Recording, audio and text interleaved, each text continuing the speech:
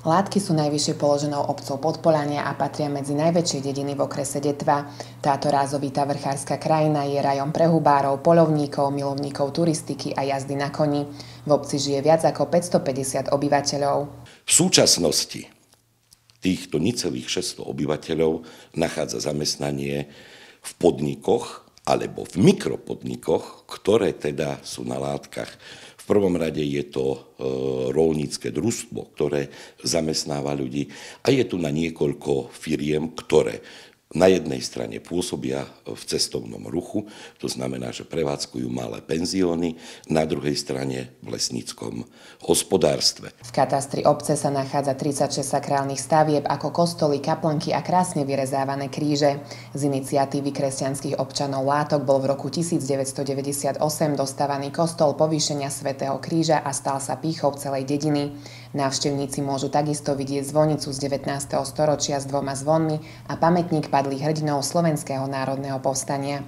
Aké podujatia sa každoročne v dedinke konajú, sme sa opýtali samotného starostu. Prvé, čo môžem spomenúť, je stretnutie rodákov, ktoré sa uskutočňuje v osade Mláky.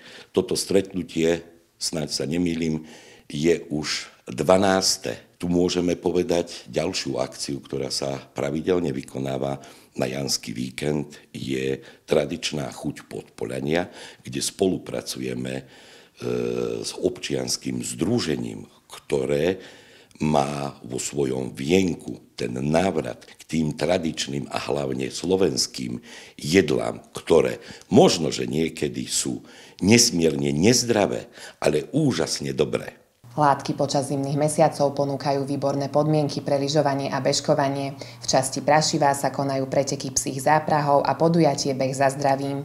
V dedinke pôsobí klub bežeckého lyžovania, ktorý dosahuje vynikajúce výsledky na slovenskej, ale aj zahraničnej scéne. Ako vyzerá ich typický deň, nám prezradila viacnásobná majsterka Slovenska v bežeckom lyžovaní. Ráno vstanem, zhruba o tej 8:30 mávame prvý tréning, potom máme obed, nejaké voľno a po obede zhruba o tej 3:30 mávame druhý tréning, väčšinou nejakú silu, buď posilovňu, alebo výkluz, alebo hry. Aké sú vaše najlepšie výsledky?